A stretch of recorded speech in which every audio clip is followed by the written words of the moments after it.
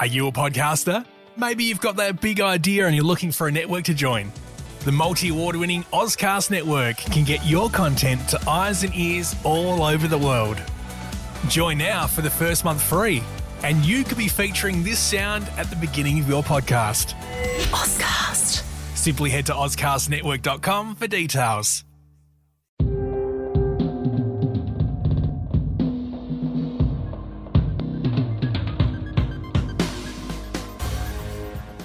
So I have some news. Yeah? I'm moving to New York. No way! I somehow think that maybe you're inspired by Tim Cook on stage at the October Apple event that just happened. Yeah, he completely decided to pack up his whole life and move to New York.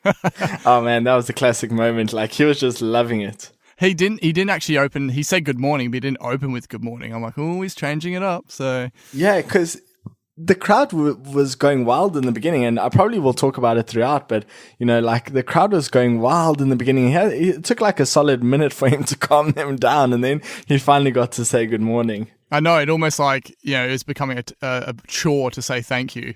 It's like, what else do I do? I'll just say thank you and bow to everyone. And he kept on saying, wow. Yeah, wow, thank you. Yeah, no, it was good.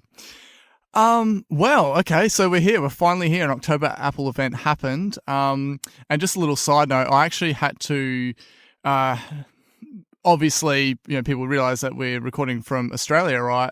And with today being Halloween, I've actually had to drive to a different location because there's kids starting to trick or treat in my street, and I don't want them to come knocking on the door halfway through. So I've actually driven a bit further away, and I'm about 10 meters away from a kangaroo. And that's not a lie.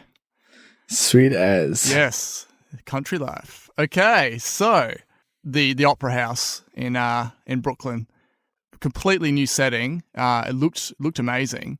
So, how did you feel about this location? Yeah, so initially I was a bit skeptical, like, as to why they would not have it at Steve Jobs Theatre, but I must say everything about this event really was amazing. And you know, the location specifically, you know, obviously the layout of an opera house like gives a stage to a theatrical performance, which is exactly what a keynote is. Yes. And yeah, I just think it really provided that stage for Apple to like sort of kick off their keynote. And there was this like sunrise photo of the location, which I've noticed they've done once or twice before, but it just looked absolutely incredible. I think they said it was like over 100 years old, this location.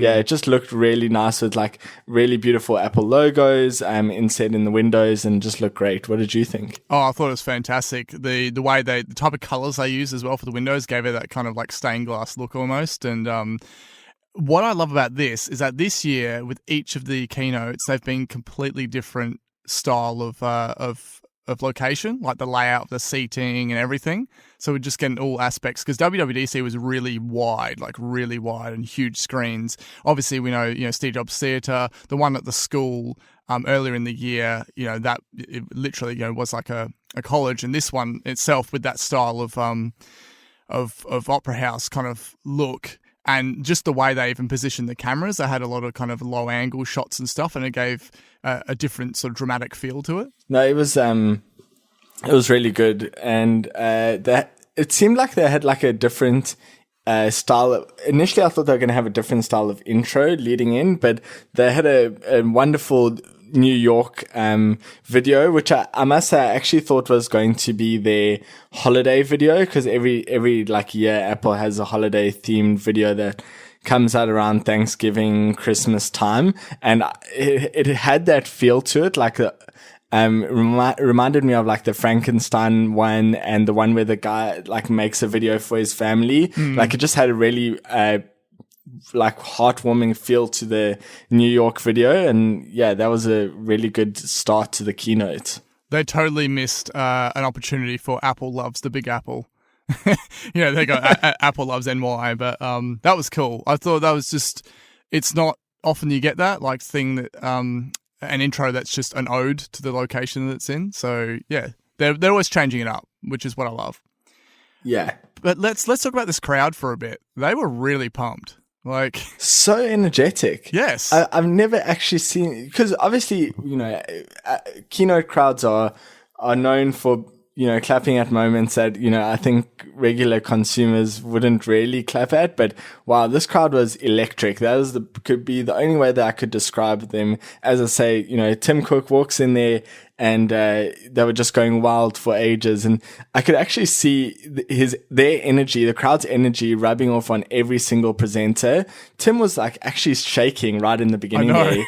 I know. Completely nervous. I just didn't understand. Yeah. Yeah, you could hear it a bit, especially some like breaths between sentences. He sounded like he was just kind of like, I don't know, maybe, being an opera house, he was getting stage fright. I don't know, but possibly. This was cool, and a whole different range of speakers too. Like, obviously, we're giving just our overall kind of higher level thoughts on the event before we dig into the products. But some people that I'd never seen before. Do you think would that be correct? Yeah, absolutely. These are definitely new presenters. I've noticed they've try to keep it fresh on the presenter side, and it worked. So, I guess we can probably chat about them now. But I think his name is John Turnus. He's the VP of hardware engineering at Apple, and he introduced the iMac Pro. So you've seen him before, yes, and I recognize he's him, really good. Like, he just gets excited about specs, and he gets people excited about specs, and I think he does a great job at that. I haven't actually noted down the names, so it is no reflection on any of the speakers, because I think they were all excellent. But the very first lady who introduced the MacBook Air was they actually used her for the voiceover on the video, and she was a crystal clear speaker. Yes. And really good. But my favorite of the day has to go to the product marketing guy who introduced the Mac Mini. He oh was my word. Psyched. Incredible. Wow. Yeah. It's like he was halfway through like a VC pitch or something. Yeah, he was just so good. I know he's from product marketing, but he definitely deserves his role there. And he got me super amped about it. And as I say, crowd's electric energy, speakers electric energy. I actually have to say that this is my favorite Apple keynote ever.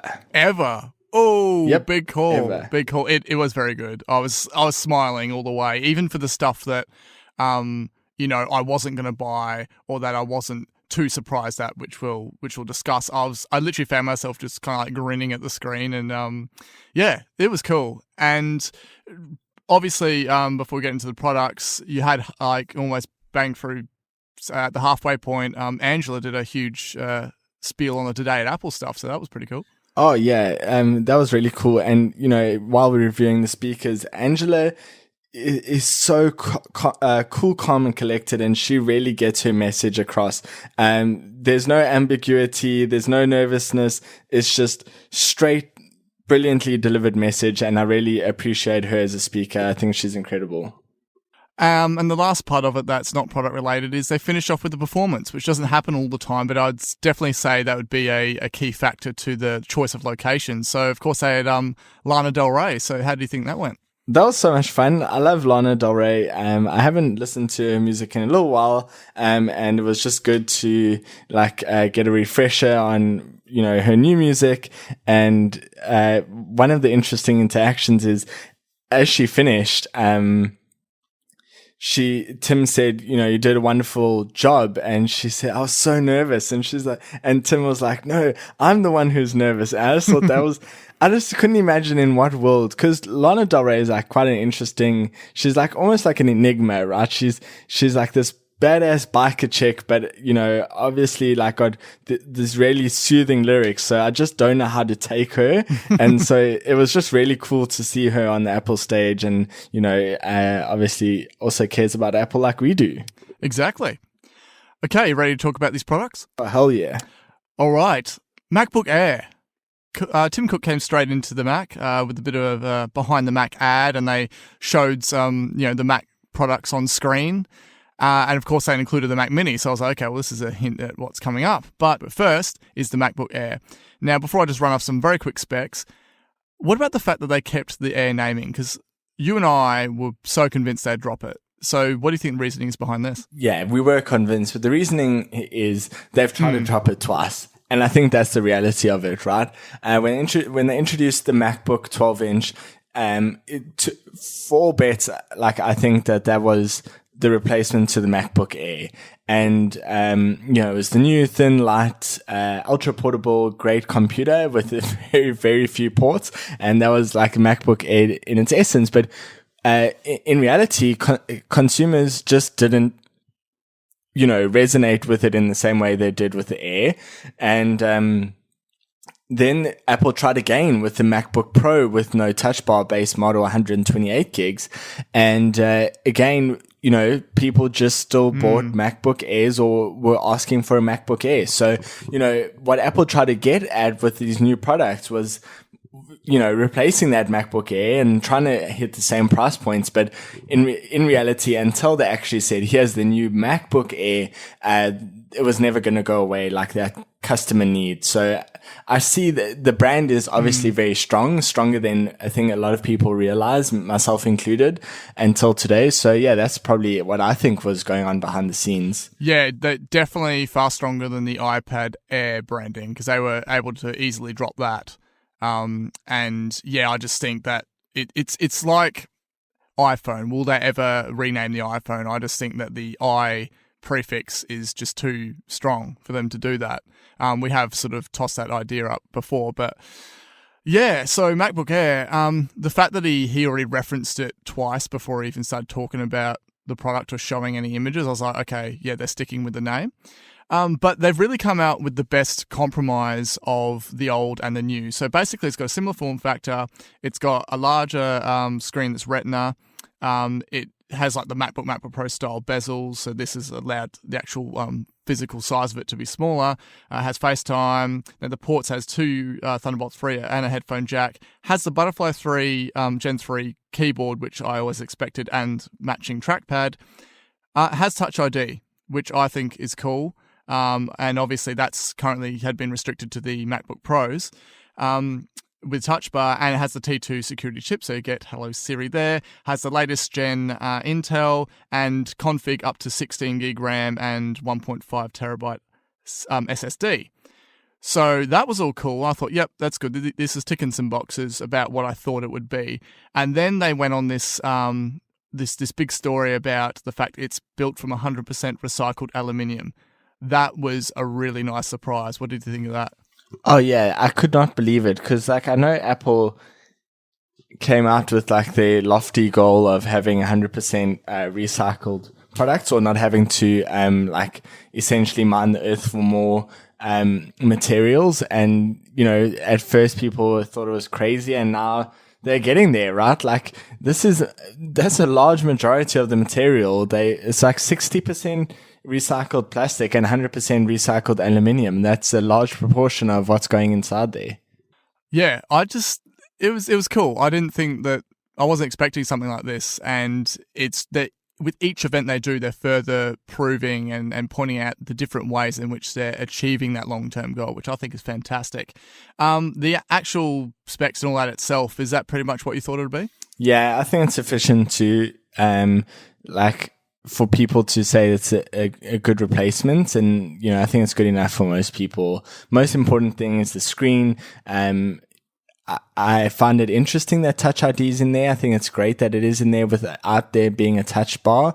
And, in terms of one of the interesting things that I read about the T2 chip is that it can guarantee that hackers can't access your microphone. It's not something I'm actually actively particularly concerned about, but obviously on this show we are quite privacy and security focused, and so this is just something to note there that no need for your camera and your microphone tape, because the T2 chip can in the same way that it can securely boot, can also handle those peripherals. So that was interesting. Exactly. Do you think this will satisfy Air fans, considering that I think the keyboard's going to be the biggest contention, which, I mean, at this stage, we've had this keyboard for 3 years or more, so surely people are getting used to it, right? Well, yeah, and I think anyone who uses it for an extent, basically more than 2 days, gets used to it. I love that keyboard. But obviously we can't deny that there were issues with the first 2 generations, but it seems like the Butterfly 3rd gen is actually perfectly fine. It doesn't have the same issues. So I think that once people actually start using it, they'll love it and it will be a thing of the past. What do you think about the fact that it's $50 cheaper, like $50 Australian dollars cheaper than the 12-inch MacBook? I think the 12-inch MacBook is in a lot of trouble. They're going to have to spec bump it, surely, or something, or price drop it. I don't know. I really don't know. So one interesting thing, and it's kind of related to this, is there's obviously the debate about, it's the Air, but it's actually thicker than the MacBook, which is more expensive. But anyway, one of the things that I saw on iJustine's video showing Steve Jobs pull the MacBook Air out of the envelope was that he slotted the MacBook Air in between the MacBook and the MacBook Pro in Apple's lineup on the slide. So I thought that was quite interesting. And, if Apple really does think of it that way, I don't see this as being different. I think it's just like a competitively priced mid-range laptop, which, sounds like a MacBook Air to me. And then second to that, why do you think the 13-inch non-touch bar still exists? It's still available. Quick little comparison. This new MacBook Air has the 1.6 dual-core i5 with turbo up to 3.6 gigahertz versus the non-touch bar 13-inch, which has 2.3 dual-core and turbo boost to 4 gigahertz, which is still a difference. And the MacBook Pro is $50 more. So there is that difference there. But it just seems that gap between the MacBook Air and this version of the MacBook Pro just seems so negligible as to warrant its existence. And it has no Touch ID, it has less battery. I'm not even sure if that version has Butterfly 3. No, it doesn't. Yeah, so what's going on? I mean, they're still selling the previous MacBook Air, though. That's crazy. Yeah, that I find. So there are a few things to unpack there, but certainly still selling. Sometimes I wish Apple would just clean up their lineup. The one advantage I think in other countries where Apple is not directly like a retailer, and they use third-party resellers, they have a pretty clean lineup. They only sell the latest phones, they only sell the latest computers, and they only sell the latest iPad. So it's quite a clean lineup in the majority of countries. But obviously where we have like a much more like a much bigger market, they realize that they have different products to target to different segments of the market. So yeah, it could be as granular as someone who wants a little bit more power, but doesn't care about like Touch ID. And so Apple still, they already have the blueprints for this machine and they have the machinery to make it. So why not? Yeah, I just, as you said, I wish there was a bit of a cleanup. It would just make so much more sense, but absolutely, yeah. I still see like they're selling refurbished Mac Mini, which I think we can chat more about now, like why that shouldn't be the case. So, do you want to run through what they announced and let us know what you think? Well, as we pointed out at the start, the guy that presented this was so pumped. I think he's probably been hanging out for years to be. Each year he probably goes up to Tim Cook. He's like, "Oh, hey, can we squeeze in the Mac Mini this year?" And it's like, "No, sorry, buddy, we'll just wait." And each year he's been building up that excitement, and he just let it all out on stage. So the Mac Mini is back. It's very much been targeted in this keynote as like a prosumer device. It has 4 and 6 core options of the latest 8th gen Intel, up to 64 gigs RAM, which was crazy, up to 2 terabyte SSD. The main thing that ticks all the boxes, it has plenty of ports for Thunderbolt 3 USB-Cs, a HDMI, 2 USB-As, headphone jack and Ethernet, and the T2, which, is there a mic on it? I believe there is a mic in that chassis. And the design over it's hard to remember because I haven't seen the previous Mac Mini for a while. The design looks around the same size, but very much in that it's identical only space gray. Yeah, but in the iMac Pro style finish, which is the website and the dark slides and everything very much matched that iMac Pro style presentation. So, before going into this event, how likely do you think it was actually going to be part of it? Probably a month ago, I didn't even think about it. Yeah. Interestingly, in the last month, I got asked by someone at work about whether it's a product that's worth buying, and I was like, definitely not, definitely not. I will suggest so many Apple products, but do not buy the current Mac Mini, please. I think it looks fantastic, and the specs definitely hit the mark. As we said, the presenter was psyched, and I just think that it's good to get this part to finally answer that question of what's up with the Mac Mini, to get that done, and this would be good now they've got this out of the way for when they announce a Thunderbolt display in 2019. They certainly showed you, hey, you can hook up the Mac Mini to this, you can hook up the Mac Mini to that. So they're showing all the different ways it can be used, and the whole like server farm style thing. And I just love the way they're all neatly stacked up against each other and that, in little towers and shelves and everything. So yeah, they had like a stack of 6 in the hands-on area. It looked great. I guess there's no need for you to get one. Would that be right? They are cool. I don't need one. Yeah, so I kind of like, I can make an argument for why I do need one. So obviously I don't own a desktop Mac, but more importantly than that, you can actually, they actually mentioned it, you can use a Mac Mini to build your code from another, like from your MacBook. So because I have this really underpowered MacBook, I could see that at some point in this cycle, I would have a use for getting one and treating it as a server. Yeah, that's pretty much like most of my workflows, both at work and at home, involve using like a remote machine to do all my heavy lifting. So it's definitely a useful thing, and it's not that expensive. So who knows? In this product cycle, I foresee it. I'm just wondering if there'd be a possibility for plugging your Mac Mini into the new iPad to use the iPad as a display. I think it goes only the other way. Yeah. I don't know. I'm just thinking about like a more portable screen option. But anyway, that leads us into the iPad Pro, which is the main thing. I mean, to me, this feels like a new child to me, because it was approximately 9 months ago when I sold my previous iPad Pro in anticipation for this one. Yeah, I was grinning from ear to ear with this. So just some quick specs to kick it off.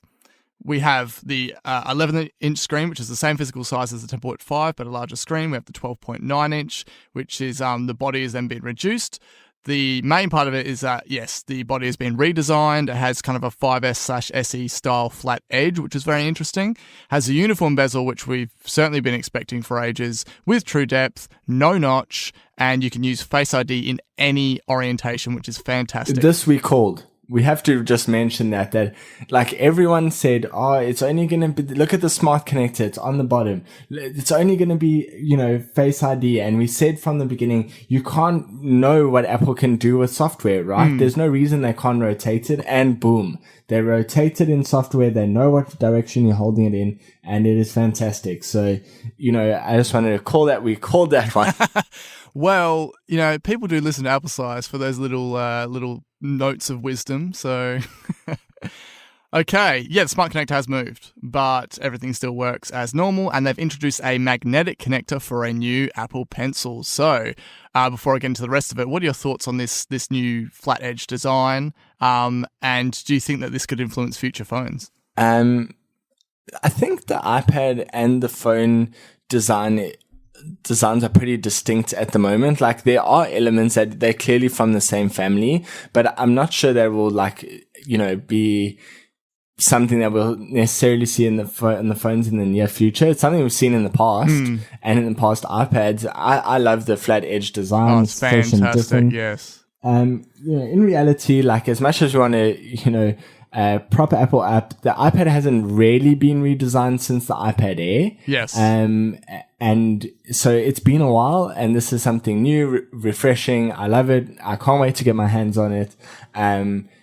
So I think I also quite like I actually have to play with the way that it works, but I quite like the way the new smart connector connects to the keyboard. It's like a flat folio. So one of the things that I was concerned about with the folio, once I found out it was like a back and front case, was having to constantly take it in and out, because I just rip my iPad off the keyboard all day, every day, right? And I was really concerned that if it was something that came over the lip of the iPad, that would not be something I would want. So I'm really glad that it seems like it's just snap on the back with, I think they had like 100 magnets or something ridiculous that they use for this. So yeah, it just snaps onto the back and works really well. So I'm pretty happy about that. Well, I think I'd save that for later in the conversation, but we'll just cover that now. Yeah, so these accessories, I am so stoked that the edges aren't covered. I mean, obviously for the Apple Pencil reason, but I just love the fact that you'll get to see those beautiful edges, and it's so perfectly like flush near the edge of it. It's like holding a little tech sandwich or something. Oh, yeah, it's definitely the most. Even the keyboard one, like beforehand with how the keyboard case was versus how they've done this one. This is just like, I certainly think it's a very attractive way they've done it. I also like that it has two. Yeah, we might as well do accessories now. I also like that it has two like sort of viewing angles. Yes. That's going to be really cool. And one other really cool feature that I like about the iPad Pro keyboard is its interoperability with Face ID. So essentially, if you have your iPad like sitting on a table, for example, right, and it's been sitting there for hours and the screen's gone off, but it's still sitting with like the keyboard open. If you just tap on the space bar, it automatically tries Face ID and opens up. So you don't actually have to reach to swipe up, just tap space bar. That's cool. And that opens up, which I think is going to be really fun and cool for me on the train. But in addition to that, from what I read, not what I've actually seen on video or what I can try, is it looks like back to the old days where you could just open your case and it would unlock. It seems like that's the case now. So just by opening that like Apple Folio case, it will unlock your like it will attempt the Face ID once the camera is not covered. So that's another cool thing. Did you see that little bit about if your hand is accidentally covering the True Depth camera, that it will tell you that the camera is covered and it'll point an arrow to where the camera is? Oh, yeah, I was, okay. I didn't see the arrow towards the camera because I thought it was 90% of the way there, but I thought people who are covering it like that are old, probably not going to know where the hell it is anyway. So telling them it's covered is not helping, but I did not know about the arrow. Yeah. Apple's one step ahead of me there. It's very cool. Almost as cool as the fact that currently right now, not that you can see it, I am surrounded by 20 kangaroos in my car. Like, this is really... They must want some apple slice. Oh, they want that apple slice, although it is Halloween, so I'm a little bit worried about how this is going to go. It turns out that it's just a bunch, like 15 25-year-olds that are... that just want candy.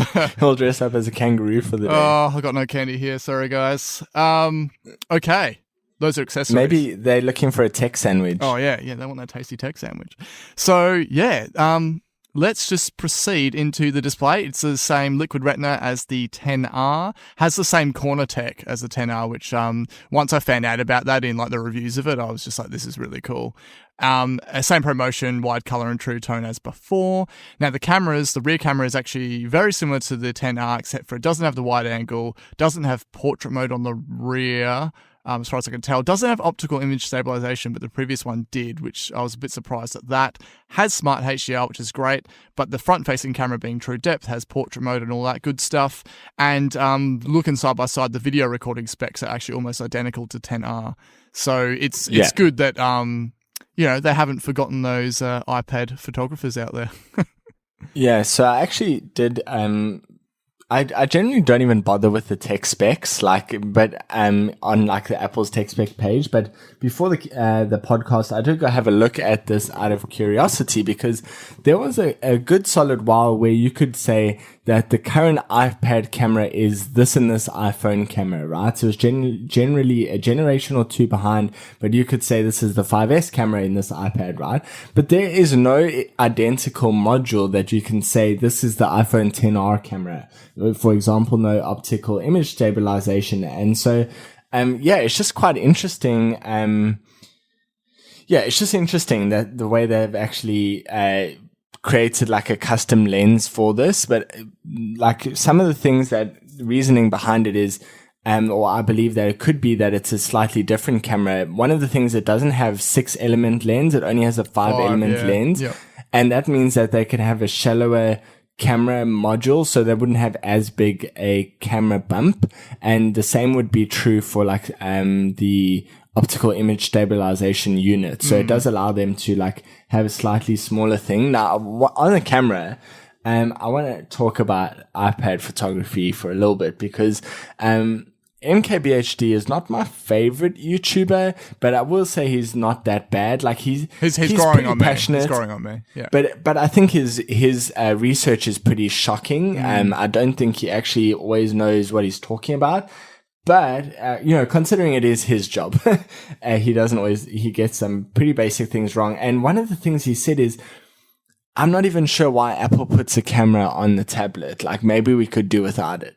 And he says, other than for like the scanning documents. Now, then I started thinking about like all the things people use cameras for, right? But iPad is the best AR experience tool in the world at the moment, right? Like iPhone is a little bit too small, but it has a great processor.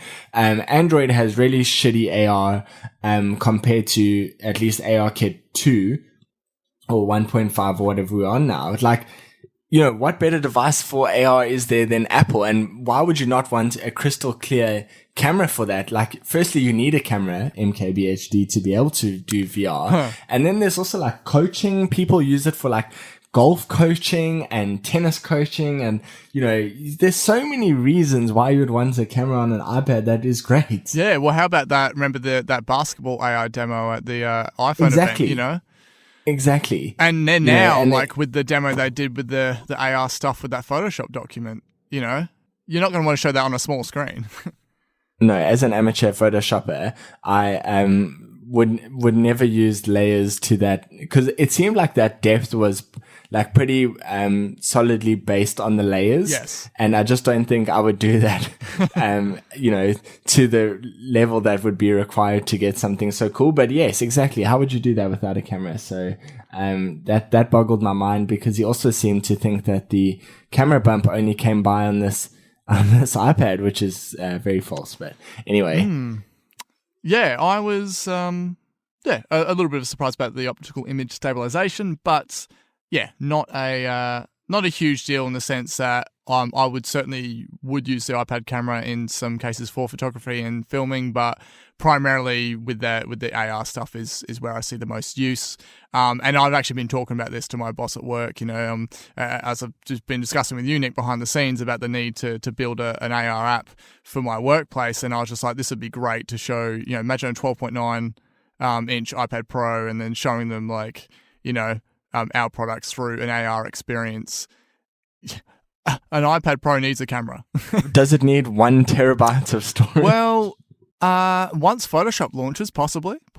So yeah, they've had the same storage tiers as before, except they introduced 1 terabyte. And turns out the 1 terabyte model also has an extra 2 gigs of RAM. Where did you see that? That was Detroit Borg. Wow. Okay. Interesting. I've been rewatching the keynote all afternoon, but I did not see that yet. So I'm pretty interested to know a little bit more about that, and I'll probably be looking at that because, now maybe I would rather want that RAM, but 1 terabyte is a bit excessive, so I probably won't go for that. But yeah, it's pretty cool. Yeah, so there's the options there, and the chip, the A12X, which the naming is no surprise, but they're just coming straight out with the whole computer comparisons here. So more powerful than 92% of all other notebooks. And they touted it as having Xbox One S level graphics, which the morning after I was on Twitter and I'm following a whole bunch of people that are doing all this gaming sort of stuff, and they were just like, what, are Apple now comparing it to they just couldn't even believe that was even conceivable, because I think to them, some of those console gamers and stuff, tablet gaming is like just a little, nothing to take serious, just a little casual gamer thing. But I was very surprised that the gaming factor had such an amount of time dedicated to it. I thought it was cool that they did it. Oh yeah, it's really cool. Like I'm surprised that it's that level of graphics. Like I wouldn't have expected that. So I'm I'm not quite sure why people would be like thinking, saying like, oh, so is Apple saying this is, yes, that's exactly what they're saying, that the graphics level is the same, but it's not necessarily saying the experience is the same, right? Like obviously having a controller and so on is like really helpful, but in terms of its raw graphics power, certainly the A12X is a beast. I mean, they could be pushing it towards that because you can get wireless controllers for iPad and that. So yeah, maybe this is Apple's serious foray into competing with the consoles. I don't know. I am just stoked that and so happy that Apple are just continuing to dominate in the chips department. Like, they're already so far ahead with tablets and stuff anyway, and obviously the phones, but yeah, just the fact that they're not going, oh, okay, we'll give it a slight upgrade over the previous. They're pushing it consistently to the limits, and I love that. Oh yeah, it's really incredible. Now, one of the biggest surprises, which we were expecting, but if people who don't follow the rumours, it would be a surprise, is they replaced Lightning with USB-C, and of course they removed the headphone jack, but that's not a big deal, but yeah, the main part is replacing Lightning. So this has opened it up to connecting to external 5K displays, professional cameras, audio accessories. You can actually charge your iPhone and your watch with it. So yeah, what do you think about this? And do you think this could be the shift towards changing the port in the iPhone? I know we spoke about that previously, but it's kind of now that this is officially the first time they've replaced Lightning since they've introduced it. Has this changed the game for iPhone? Quite probably. I was just saying earlier today that I really do hope that it does change the game for the iPhone and bring USB-C. I have a USB-C MacBook and I really like the connector. It's fantastic. So I'm really excited for it to be on iPad. And wow, what better situation could I have than having USB-C on iPhone, iPad, and MacBook? But obviously we're not there yet. Yes. But I'm really happy for a USB-C iPad. Also means that if I do ever end up getting that Mac Mini and a USB-C display, well, that's a 2-in-1. Apple have been leading the way in terms of really bringing USB-C as the standard. So, yeah, I think this could actually be the turning point. I know beforehand we sort of thought, no, Lightning will stay around longer, but I certainly think this has changed my mind. There has been a lot of talk about, okay, now this new iPad Pro's about to come out and it's been revealed, is that there's a lot of people talking about iOS 13, and apparently there's going to be a lot of changes in the software, particularly for the iPad experience in iOS 13. And this somehow seems linked to the fact that it has USB-C. So have you given much thought to this? People are talking about like, say, for example, John Gruber said, okay, think not a cursor on your screen with a mouse, but more like the Apple TV style interface in the way that as you move around, it highlights different sections of what's in front of you. Have you thought about that? That sounds interesting. I'm trying not to think too much about iOS 13 at this time. Like, I'm really excited for the iPad hardware and what that experience. Right now. Yeah. And so, like, I get that people are like, a lot of people who don't currently have the iPad in their workflow and kind of want a reason to buy it now and look forward to something changing or sort of saying that. For me, I use it for like, prototyping apps, and I use it to remotely control servers, and I use it for this podcast. Like, I just use my iPad all day. I use it to unwind with games and like read the news. Like, I could just list. I used it to immigrate. Like, I've used my iPad for everything. So for me, I don't need to wait till iOS 13 to be excited about what an iPad can do for me. I know that they were hoping to do a home screen. It's called Springboard, which controls like the app icon layout. They were planning on doing a new version of that in iOS 12. Obviously that got pushed back to do bug fixes, but if that does come for iOS 13, of course it will mean a massive change for how all of that stuff works, not only on iPad but on iPhone. And I'm pretty sure they would design that with iPad in mind, whereas obviously this home screen I would hardly say it was designed with iPad in mind, given that was like 3 or 4 years in advance of the iPad. I'm more, at this stage, obviously being fresh after the event, I'm more focused on what's actually happening right now. And the biggest thing I'm excited about is especially the announcement with Photoshop, because essentially Adobe they haven't confirmed it, but it sounds like they're going to be working on equivalents for their other Creative Cloud programs. So if this is followed by Illustrator or particularly InDesign and stuff, that's the stuff that excites me the most. So 2019 is going to be very cool. And if you throw on some interface changes or experience changes with iOS 13, it's going to be a great year for sure. Yeah. So I'm definitely not saying I don't want these changes. All I'm saying is I'm really excited about a product we have right in front of us right now that fits in really well with, Exactly. We don't even have it in our hands yet. Exactly. Okay, speaking of getting things in your hands, Apple Pencil. So a brand new Apple Pencil that wirelessly charges by connecting magnetically to the side of the iPad. And of course, the flat edge allows that too, and automatically pairs, which is fantastic. Now, along this flat edge, the actual Apple Pencil has these side tap gestures, and apparently there's like an API where developers can actually choose a custom action for that, so it's not completely controlled by Apple. And of course, they demonstrated this in the Photoshop demonstration, and it is a matte finish and not gloss, which I think is cool. That's certainly more pencil-like, anyway, to me. That material change, so. I was stoked. Straight away from that little teaser video at the start, and you see it snap to the edge of the iPad. I'm like, this solves like one of the biggest problems anyone has ever complained about with Apple Pencil is where do I put it? And this is just so cool, and I'm so excited for it. The one little downside, which makes sense, is there's no cross compatibility, but of course the way you charge it, the way it connects or doesn't connect, all that sort of stuff is completely different to the one before. So I'm gonna have to sell my old one, but hey, that's fine. I'm definitely interested in how this is going to go. And there is some talk that the API may actually be open to some slide gestures along the side and not just tap. So hopefully that stuff comes out soon too. They're talking about things like changing the width of your stroke and stuff. So I saw at least a few reputable people talk about it. So yeah. Okay, I hadn't seen that, but yeah. I'm not sure about the matte the matte finish now.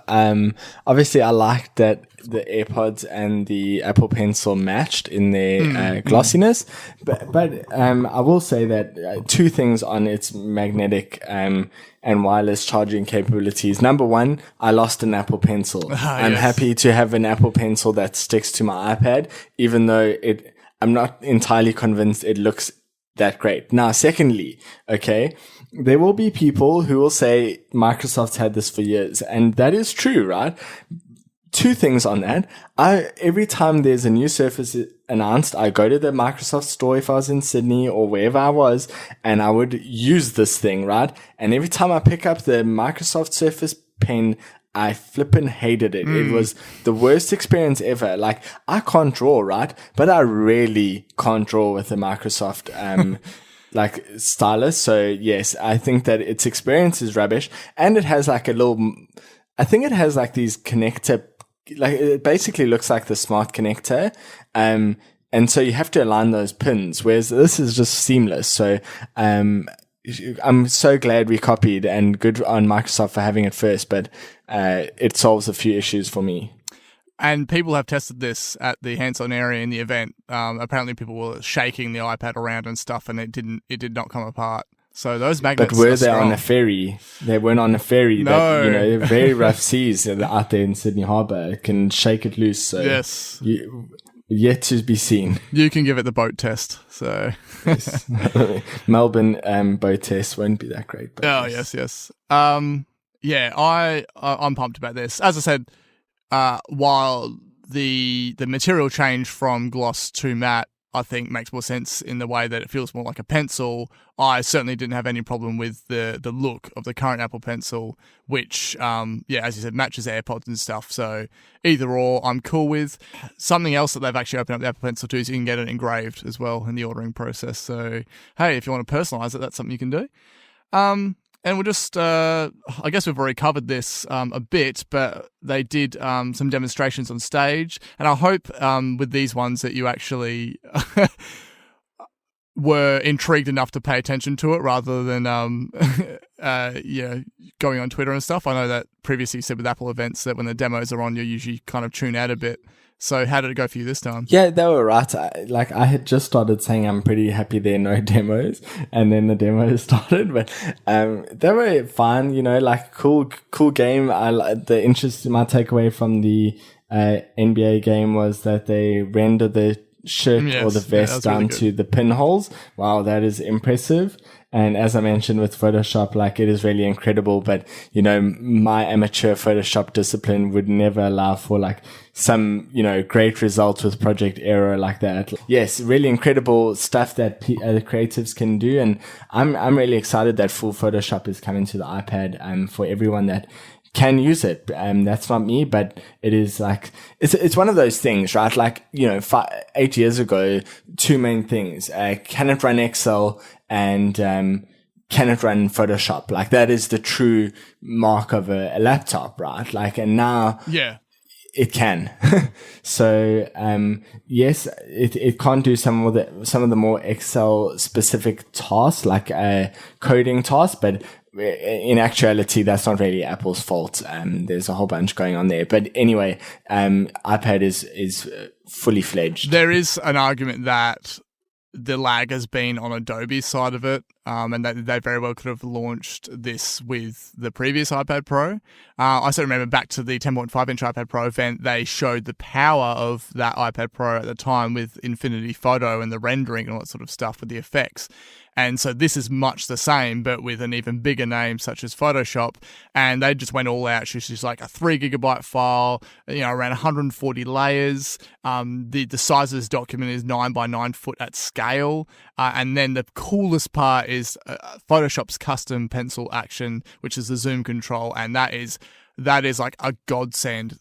With any design stuff I do, I'm constantly zooming in and out. And to just do that with a tap is... I'm absolutely sold on that. So, I can definitely see the usefulness in that. That is really cool. And and then they took that a step further by showing the depth of the layers with that Project Arrow. But it was that sort of thing where they don't just get on stage and go, oh, hey, here's us tracing an image or here's us whatever. When they actually have something there live, using it, tweaking it, you can see it responding, and it's such a big file. That is what those demos are for sure.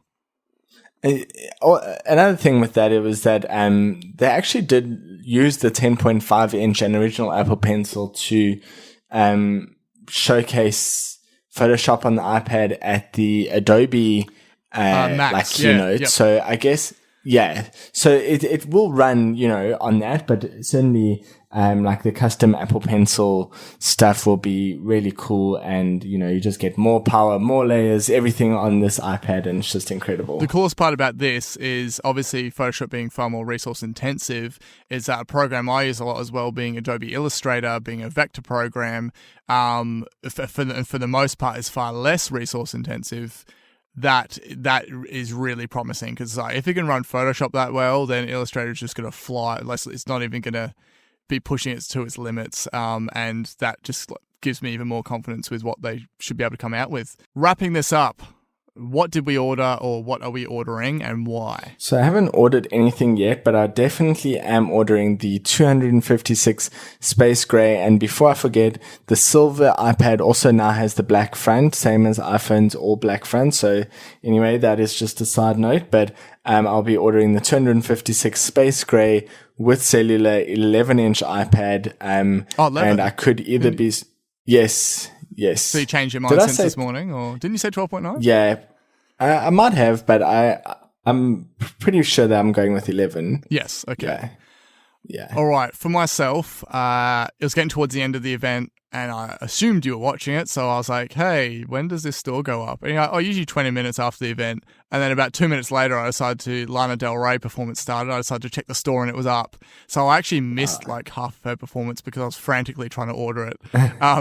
And it was just so hard because I had a set amount of money dedicated to it. I was just like, oh, what do I go? I was like, I have to have the Apple Pencil, so add that. I was like, Space Gray for sure. I don't need to worry about the cellular version.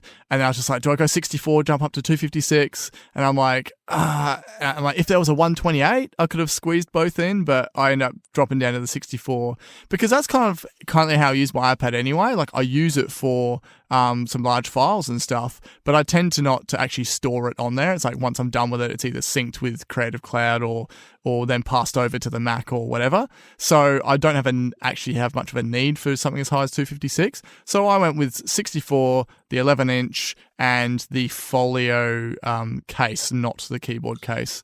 Yeah, so I'll also go for the Apple Pencil and the keyboard case, both of which I use heavily. So, yeah, and I also need a new pair of damn AirPods, so it's not a good time at the moment, but yeah. The reason I didn't go with 12.9 was mainly because of the aspect of any apps that don't make great use of the screen real estate or are just lazily kind of scaled up because the developer hasn't optimized it.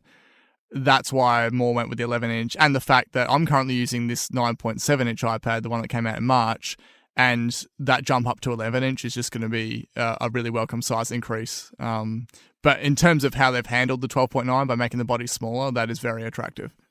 Yeah, I'm actually hoping to get hands-on in store, but I definitely need 256 gig storage for photos. I love looking at photos on my iPad, and my photo library is larger than the 64 gigs. So for me, having them locally, and I can just generate memories and, do this and that and look at faces and all of that. I like to do it instantly, and that is why I absolutely need 256 at least. So something I did during the checkout is I didn't bother with the engraving on the Apple Pencil, for future resaleability, and also because it could possibly have extended the delivery time.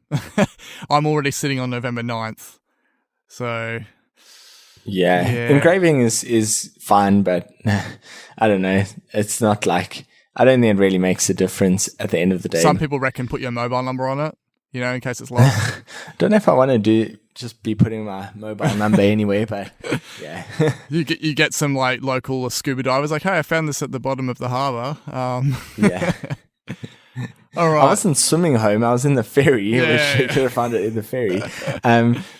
Two other things that were announced, obviously, iOS 12.1 is out, and Shortcuts 2.1. So Shortcuts 2.1 brings clock like actions. It also brings weather actions, and most importantly for me, shortcuts that are started on HomePod that involve audio will play the audio back on the HomePod. This is an incredible update. We gave the exclusive peek into this a few months ago, but it has finally happened, and I could not be more excited. I've tested it out twice, and it works beautifully. And oh man, Shortcuts is going really well at the moment. I've got like a new daily shortcut for when I leave for work that I'll just quickly run through. That is really cool. So firstly, I have like a work start time, and it's kind of like customary that if you're not going to make work start time, that you message the work WhatsApp group. So essentially I integrate with TripView, which is a popular Australian public transport app, to let me know when the next tram will be, what time I will arrive at work. If that time is after the set time, I'll message my group, my work group, to say I'll be in a bit later. After that, it asks me whether I'd like to listen to music or podcasts. And if I choose music, depending on the day of the week it is, if there's an updated playlist through the smart playlist, it will play that playlist. Wow. Except on a Monday is the Friends mix, and I play that on Tuesdays. And then on podcasts, it will play like my whole podcast, the general list. I could do a station, but stations for me typically haven't worked as I would like, so I haven't done that yet. And last thing it does is tell me the weather. I do want to probably add in calendar there, but I'm not a huge fan of the way calendar is read out at the moment. I just prefer the normal Siri calendar, like if you just ask what have I got on for the day. So that's my podcast. That's my Siri shortcut at the moment, and I absolutely love it. I use it every day. Works beautifully. Wow, that's great. I was actually really stoked as well. My one isn't quite as in-depth as that, but at work we needed to do a stock take that's coming up, and I thought, sure, there's a shortcut we can set up for this. So basically, my co-worker Tim has set up all his QR codes relating to product codes and stuff at work. So they'll head up to the storage shed. You trigger the shortcut with the voice, opens up the camera, reads the QR code, then asks you the quantity. You set the quantity, and then passes that information into a Zapier webhook, which then puts that information into designated columns and a new row in a Excel document that's synced with OneDrive. So then the stock guy at work can then just pick up that document from OneDrive and import it into the stock system, ready to update the quantities. That is pretty damn sweet. Yes, I was so stoked with that. Yeah. And there's the whether you believe in Beautygate or not. There was a fix, quotation marks, for that. And there were some reports that WatchOS 5.1 was bricking some watches, so I haven't actually gone ahead with it yet.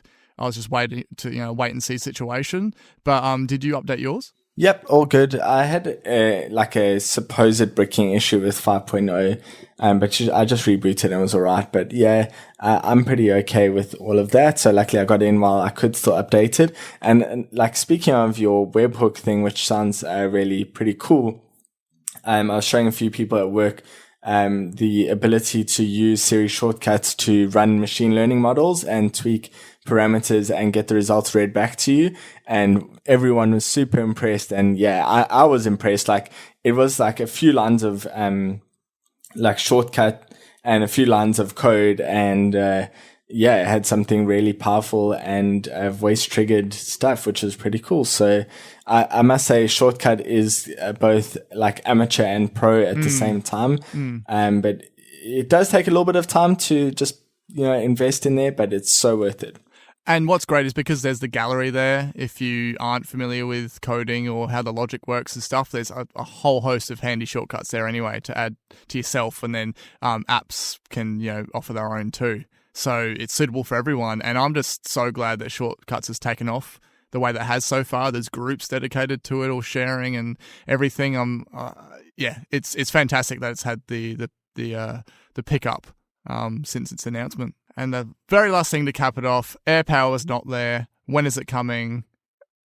Updated AirPods, obviously, to align with it. Is this a 2019 thing now? Oh, I don't even want to speculate on old AirPower, but you got to wonder why it's in the brochure or pamphlet on the iPhone XS and iPhone XR. It's like the primary charging method. It says put it on AirPower or a Qi charger, or use the included cable and charging brick. So it's like, why would you say AirPower is the number one if it's like so far away? I'm still hopeful for December, I guess. Yeah, but December 31st. That wraps up our October Apple event coverage. It was such a good keynote. I'm not sure if I can make the call as my favorite. It was my favorite yet, but I'm definitely buzzing on it. So. Oh yeah, it was my favorite because of the energy, and it was my favorite because of the location, and it was my favorite because of the products. This was like Apple saying, we have not updated these in a while. Here we go. We're going to make you all really happy. And it was like, Nick, we know you love iPad. We are going to make the best iPad ever, and you are going to love it. And so that I felt like this was a keynote made for me. Certainly. Me too. And what's great is that next episode, we should both have ours, and we're going to give you a hands-on review. So that wraps up our episode of Apple Size covering the October Apple event. We are part of the Ozcast network, us and plenty of other great Australian and international podcasts. You can find us on ozcastnetwork.com. That's AUSCAST network.com. Apple Size is also on social media on Instagram, Twitter, and Facebook. If you haven't subscribed, please search in your player. And if you use the Apple Podcast app, just chuck us a review. We'd love to read what you think about the podcast. And of course, I post all the episodes and everything to our website, applesize.com.au. Fantastic event. Still buzzing about it. Can't wait until next week. And yeah, there's not much more to say. Yeah. So I'll catch you there. My final thing is I definitely just want to also say I'd love a review. And I understand if you just listen to this podcast and think I'm an Apple apologist, that is fine. Put it in your review. But I'm really pumped off of today's news. So yeah, that's it from me. Definitely. All right, that's Apple Slice signing off. See ya.